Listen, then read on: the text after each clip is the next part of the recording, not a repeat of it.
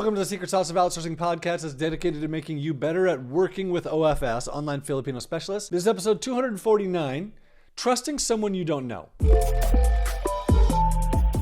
So one of the questions I get asked the most is, how do I know if I can trust them? It's so common, and I get it. Like, we're hardwired not to trust things that are different. If it's unfamiliar or different, then why should we trust it? And especially bringing someone into your business who lives halfway around the world, like they're trying to steal everything from you, right? So what most of us don't understand, and what I've come to realize is, in the Philippines, this mistrust or distrust runs both directions.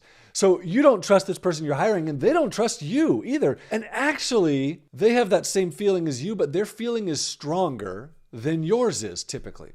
So they don't know if they can trust you not to be a scammer. They don't know if they can trust you to pay them.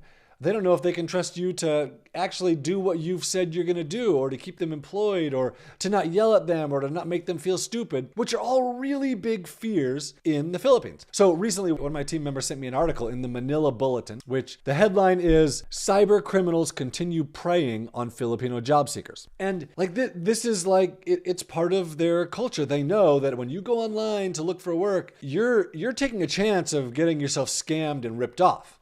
So for them, taking on a job is often a leap of faith for them. Now, in my last episode, I talked about someone whose only option was to either leave his family and go to Manila or to find an online job. So for him, there's just not a lot of option. But still, in my communication with him, he was distrusting of this employer. So for them, it's really a leap of faith. Like, they're choosing to commit all of their time to a single job with someone they don't know and someone who's overseas and someone who could easily just have them do a bunch of work and not pay them. And that time that they're committing is time they could have spent working somewhere else. I mean, he could have gone to Manila and gotten a job probably, or time that he could have spent looking for a job elsewhere, or doing his own thing, or, I mean, there's a bunch of other options. In the end, working online is a really compelling option, but they don't trust you. For you, the worst thing that can happen is you don't hire someone because you don't trust them to bring them into your business. And so your business kind of stagnates. You're not growing. You're not doing what you need to grow your business. For them,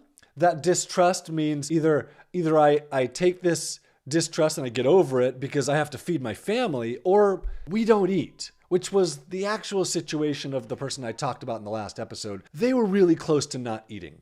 So all of this is why I typically tell people that you need to take steps to gain the trust of the person that you're hiring.